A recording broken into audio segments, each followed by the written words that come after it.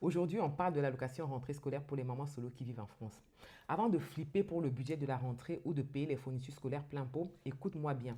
Si tu es maman solo et que tu habites en France, il y a un truc que tu dois absolument vérifier avec la CAF. Et non, tu ne déranges personne. Je te parle de l'allocation de rentrée scolaire. On parle de plus de 400 à plus de 460 euros par enfant selon son âge. Ce n'est pas rien. Le piège classique, c'est de se dire, c'est bon, je travaille, je déplace de toutes les façons le plafond. Je ne vais rien toucher. Ou encore d'avoir honte de la demander. Ou alors de laisser son dossier pourri sans aller sur le site de la CAF le mettre à jour.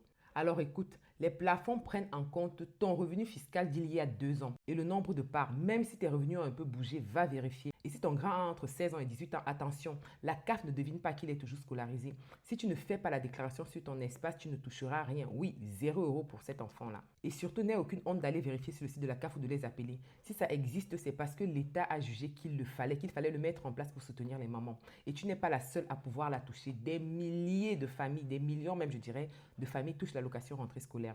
Et si ton dossier coince et que tu es un peu juste au-dessus des plafonds, appelle-les ou déplace-toi. En tout cas, bouge-toi pour vérifier si ton dossier est à jour.